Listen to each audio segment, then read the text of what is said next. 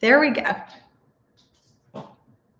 Hey everybody, this is Deborah Atkinson, and I am popping in here for a couple of reasons, but really this is me in my kitchen. This is the COVID at-home desk. This is the at-home office. Now seriously, I have an at-home office and I have for decades really, but for 8 years solidly, but for whatever reasons, I end up in the kitchen, right? Don't you? I mean, it's like central, the ceiling is higher, the light is better. That's where I end up. It's where I've always done my homework. It's where I was told never to do my homework, but it's also, you can see behind me, if I move, I'm going to try to block that a little bit, piles and piles of Post-it notes and yellow legal pads. There you have it.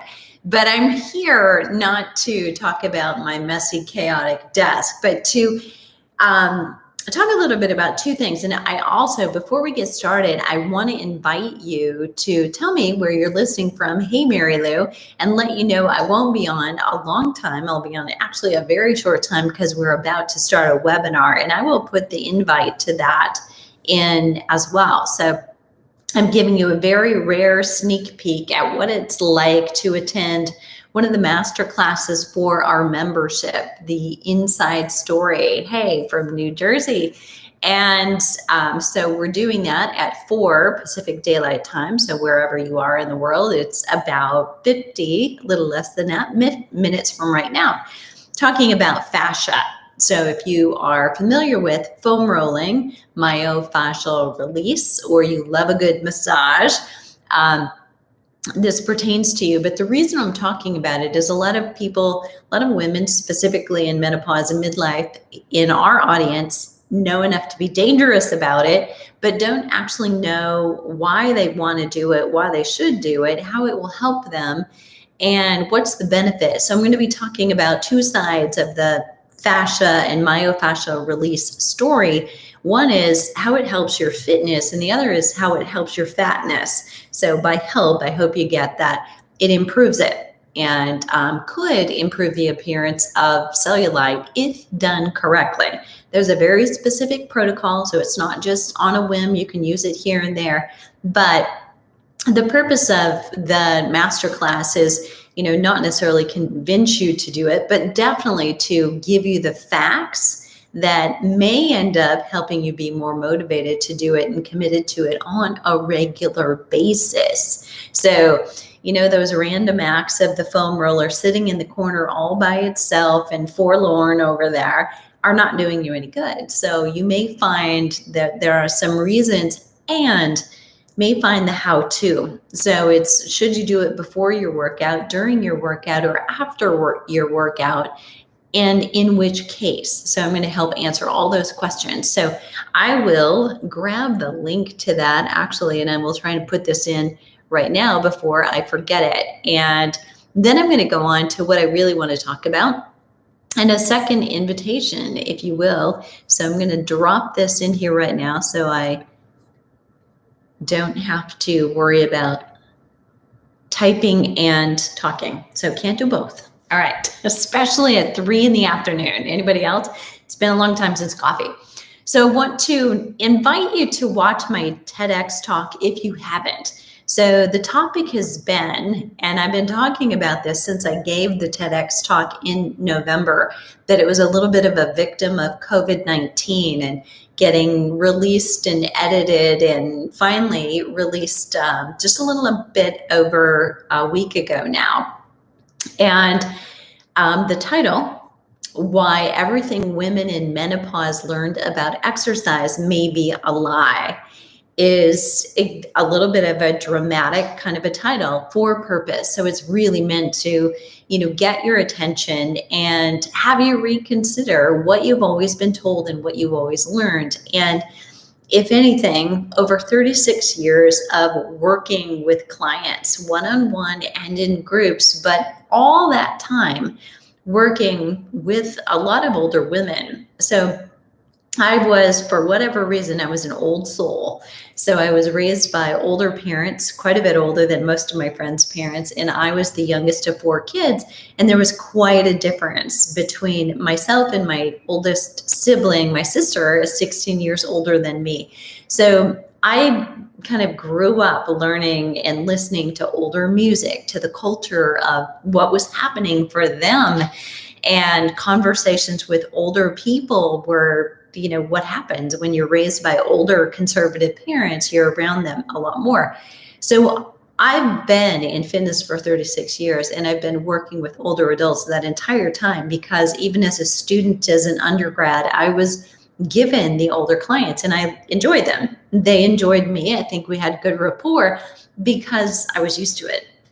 So then fast forward, and I'm 49 and left my job in safety and security and started flipping 50, where I really focused specifically on women in midlife, going through perimenopause, maybe not even realizing they were in perimenopause or approaching menopause, and then postmenopause. So it's really looking at the major time in our lives when we go through this major last time that we're going to go through these hormonal changes. So we've done it our whole lives, every single month, and gone through puberty, and potentially if you got pregnant, you had that prenatal period of time, you had postnatal, you've got perimenopause, that moment when you hit menopause, you have postmenopause. Till we die, we've got that. So we go through really 7 potential hormone changes in our lives.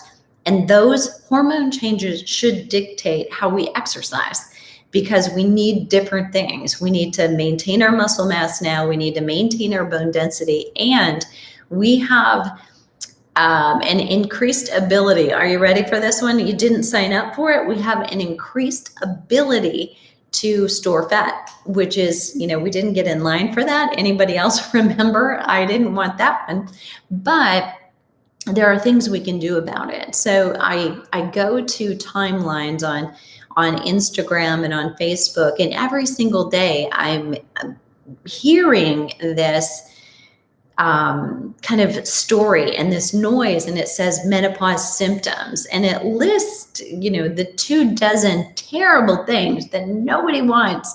And yet it kind of sends this message. So, you and I are like, we're getting this stuff all the time. People are telling us, here are the symptoms of menopause.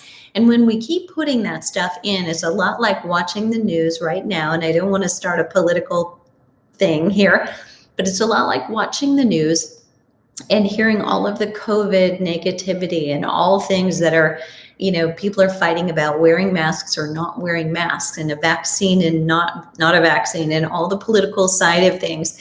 And, I don't know about you, but I'm not watching the news anymore. I'm not even, I'm barely capturing the little pieces. I have a friend, I'm sure you do too, who will send me something when he thinks I really need to know it. And that's about the only time that I catch up, and I'll listen to a governor's update. And that's it.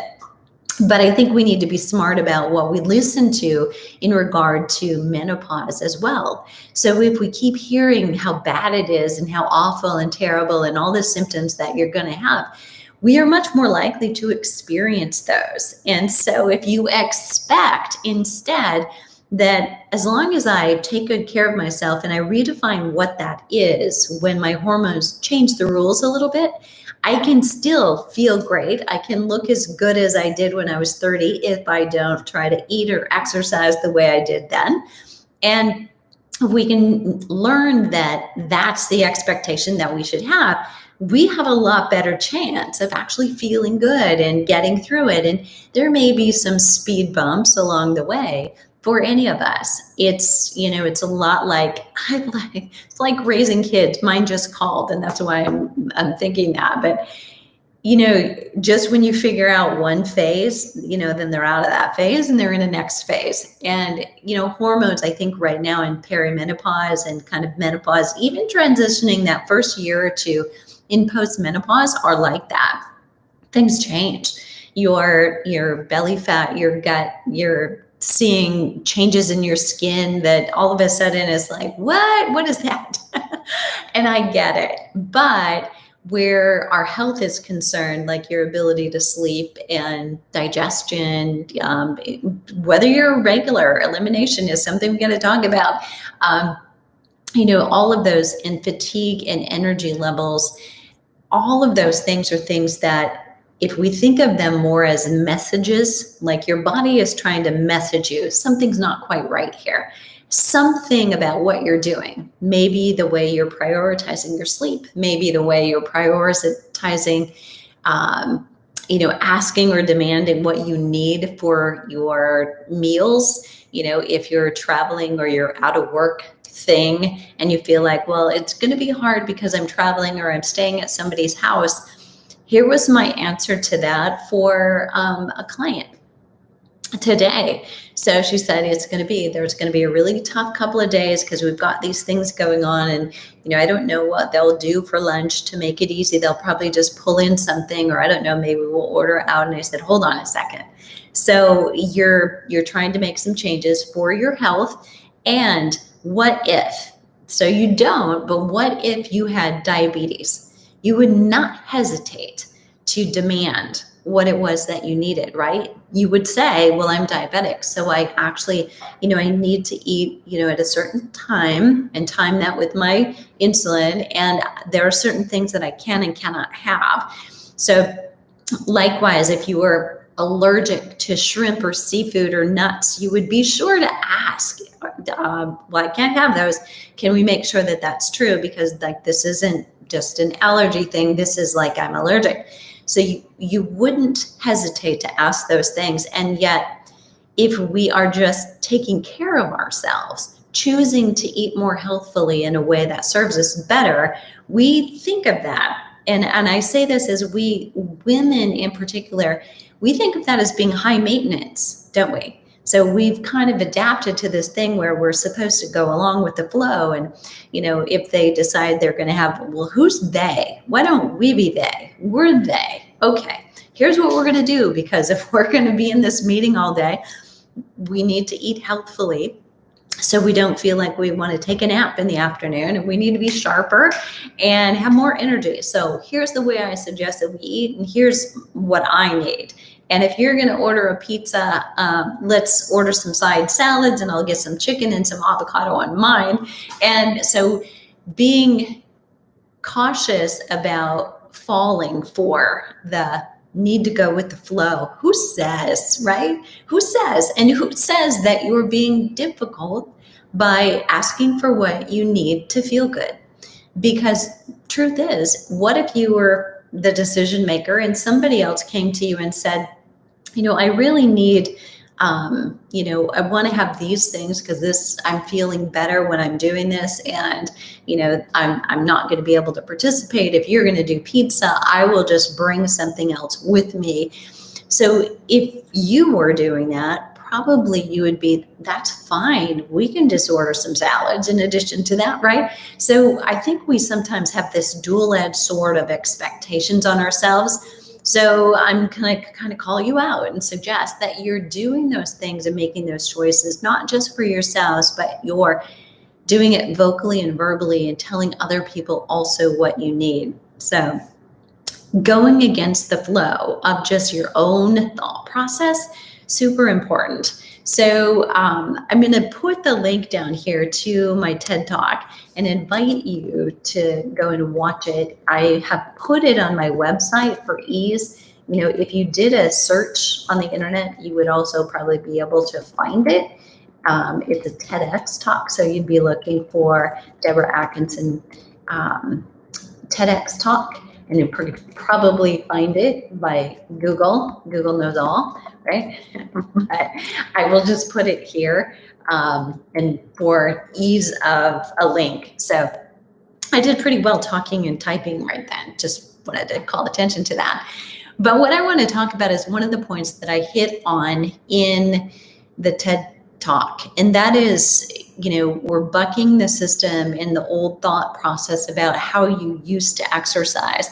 And how you used to exercise is probably not going to work for you anymore. So we've really got to be very thoughtful about, okay, the messages that I'm getting that I don't feel good, that, I am maybe busting my buns trying to exercise and get this extra weight or puffiness off that I don't love, or change the belly fat situation, right? Those are really the key things I hear more about most often. And yet I'm exhausted, right? So I'm not seeing the weight budge. I'm not seeing any change in my belly fat, and I'm exhausted constantly. Those things right there, if we look at them as, that doesn't mean work harder, right? So that would mean like somebody is talking Greek and you're interpreting it as a French statement, right? So you're not getting the message.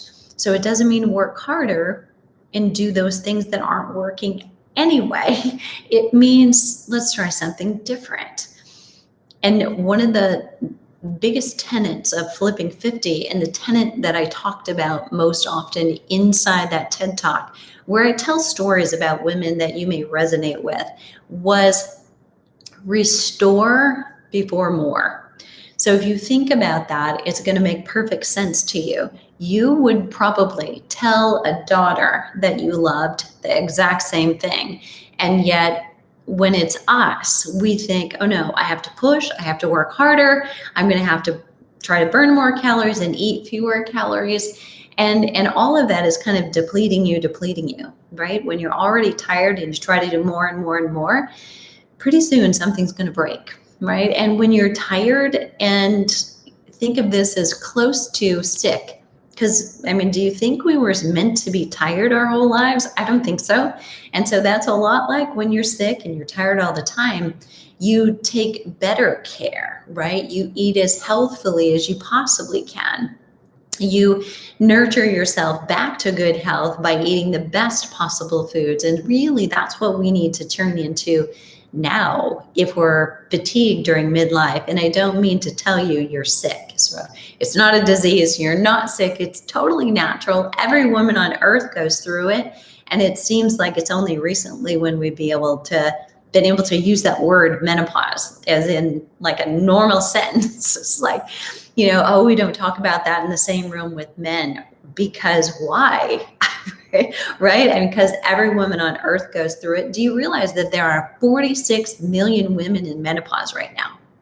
Because menopause is really that definition of moving into perimenopause, that time when your hormones are up and down, you're having a period, sometimes not having a period, but it begins to be sporadic. You start to have more of those, things aren't quite right. I'm maybe not sleeping as well. I'm gaining weight. You get some signs that things are different. And then you hit that 12 months since your last period. That's menopause. You're only there for a moment. The post-menopause lasts the rest of your life. I know a lot of women think, well, I'm through that. I don't have hormones to deal with anymore. But oh, you do. You have hormones till death do you part. So the big sex hormones, the estrogen, which is the big one that kind of starts to, help us see those crow feet and the little wrinkles around your mouth a little bit more and in your neck, and changes our ability to hold on to our muscle mass. Those estrogen drops really kind of tank at menopause. That you won't see come up and down quite so much, but it still will be there in your life. And progesterone and testosterone. And, I don't want to leave anybody out who just decided maybe they're doing hormone replacement therapy. So if you want that assistance to feel better, absolutely.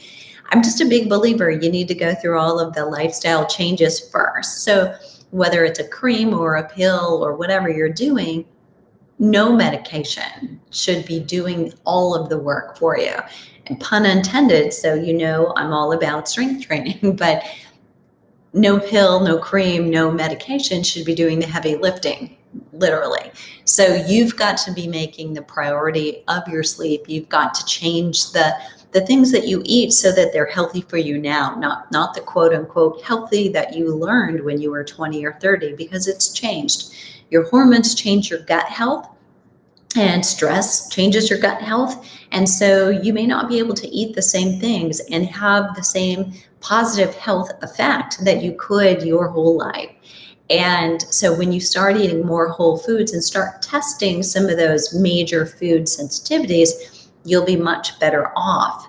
But I want to come back to all of that pours into that fatigue and the energy. So not doing more exercise, but actually doing less for a short period of time could actually put you back into better health and better fitness. So it's kind of like you've dug yourself into a hole. We need to first fill it in so that you can then start building on top of it.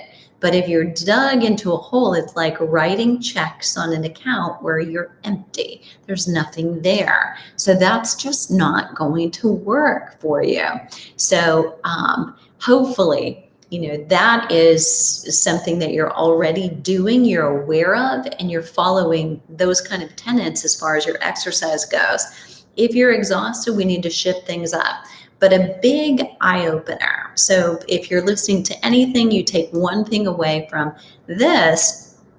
What I want you to remember is that time of your exercise can also have a huge impact on what happens for you with that exercise. So the effect of the exercise could change if you do it in the morning versus you do it at night. So when you're talking about the intensity of your exercise, you want to be looking at doing your high intensity exercise early in the day. You need to move it to the early part of your day because you're working then with cortisol. And I know cortisol, we all know, that's a stress hormone, but it's also your energy hormone. So if it's already elevated in the morning, then exercise itself won't further negatively elevate your cortisol level. And later in the day, what you'll be doing is helping yourself have a decrease of cortisol, which is desirable so that you can relax and calm down, chill out, be prepared for sleep. So then you can get to sleep, stay asleep, and not wake too early. And I think most women would want to check all three of those boxes, and not all of us can, right? So sometimes we've got 1, 2, and sometimes all three of those things going haywire at once. So move your high intensity exercise to early in the day.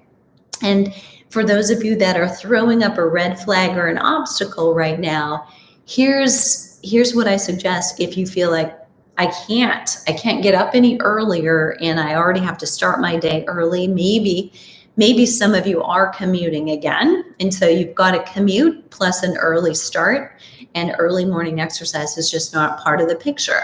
Don't go home and try to make it up. Make your later day exercise lighter. Even though I know you're thinking, how am I going to get it in? How am I going to burn the calories? But it isn't about burning those calories. It's about how the exercise affects your hormones. That has more to do with whether you burn fat or store fat. So keep your late day exercise light, do yoga, go for a walk, but don't do high intensity interval training, and potentially don't even do weight training. Some of you may be able to get away with later day weight training, provided you take your time doing it, you don't make it a long session, and check in with your sleep. So it's not about what I think, it's really about, as you test it, is it working? What's your body telling you? Are you sleeping really well? Are you having an appetite that's healthy? So you should be getting hungry for meals, but not starving ahead of time or craving between, and you should get adequately full and then be able to push away from the table. And you should be getting to sleep and feeling refreshed when you wake up in the morning. All of those are signs that, okay, I'm on the right path. And exercise can affect many of your hormones, and it can act as a catalyst for starting you on better habits for your eating choices, for your going to sleep choices. So even just 10 minutes of exercise a day, and nobody has to impose an intensity level on you. You can self-select how hard or what you do, but 10 minutes of exercise a day. This is from a poll from the National Sleep Foundation several years ago. Increased the self-reports of those people who did that 10 minutes of exercise by 33%. So would you like to sleep 33% better tonight than last night? Go for a 10-minute walk after dinner and you're good. So also believing that can help you. So interesting results on what we believe. So it comes back to the very beginning. Don't believe everything you see about menopause. Some people have those symptoms, but some people just have 1 or 2 of them. And some people smoothly sail through it. And if you're eating well and you know what that is, redefine for this point in your life. And if you're exercising well, and again, you redefine that. You don't try to exercise like you did when you were 20 and 30. So I want to tell you and kind of wrap this up so that I can take a little break, get a drink before we start the masterclass, and hopefully some of you will come over. That since COVID started, I, have given up doing any long endurance bike rides and running, and I'm not swimming at all because I wasn't wanting to go to the club, and for a long time pools were closed. So as an endurance athlete who does triathlons and did an Ironman in November was my most recent one. Last year at this time, it was normal for me to go out for 2-hour runs, to go for bike rides that were 4 and 5 hours, and go for a swim that was an hour or hour and a half, depending on the day. That was normal. Here's what I've been doing since COVID began. Is I have been walking just a lot. So I've been walking, maybe 4 miles a day. Sometimes it's 2 in the morning and 2 in the afternoon. Last couple of weeks, it's been super, super hot. So I have not been getting that in. Truth be told, it's in the triple digits. Even I don't like it, let alone my 12-year-old dog. But so little short bursts of 20 minutes twice a week with interval training that I do with the Flipping 50 members only group. We do it live together. Even if those people around the world can't join us live, it's motivating to know it's there. And I think the connection that we all want, just like talking to real people and hearing people talk to you, mention your name, I think that's valuable. And so we'll be doing those lives for as long as we need to get everybody through. And one thing I'm really proud of for our Flipping 50 members is that many of them are telling me they're more fit and they're more active now than they were before COVID started because of that additional support. That's super cool. So I've been walking a lot, doing those short interval trainings and strength training twice a week. Pretty normal schedule, right? Nothing crazy. And I know sometimes people look at fitness professionals and think, oh, you work out all the time. Well, I'm homebound just like you, but even as an online fitness professional for the last 8 years, or a personal trainer and director face to face before that, often when you become a trainer, you actually spend a lot of time watching people exercise, but you don't actually exercise that much yourself. So it's an interesting philosophy. However, I was an endurance athlete, so yes, I did, but lately, not really, right? So in that period of time when I'm doing far less exercise than I was, since COVID started, I had lost 5% body fat. That's pretty incredible in 3 months' time, and gained 2 pounds of lean muscle mass, but overall lost 5 pounds of body fat. Pretty good results for doing so very little. But the example that I give you is because at the end of doing all of that training last year, my body was pretty stressed. So when cortisol is high, even if you're exercising a ton, you're not going to burn off calories. You're actually going to create more inflammation, more stress. Your body will hold on to weight and fat.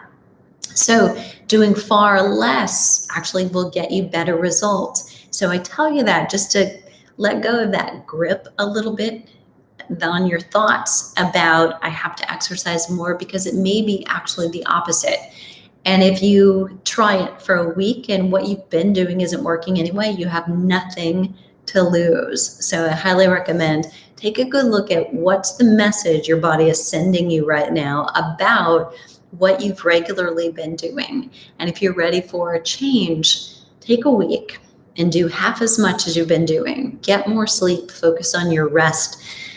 Focus on taking a deep breath a little bit more often. Hey there. So, all right. So I've left you 2 links. First of all, we have the masterclass coming up. In fact, that's in about 20 minutes we start. So I'm going to need to get on there at about 10. So I'm going to let you go.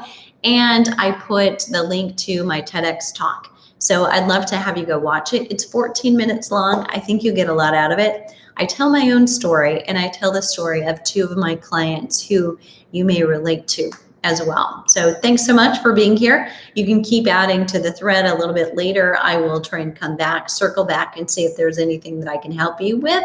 So until next time, thanks so much. Hey there. All right, everybody, have a great afternoon.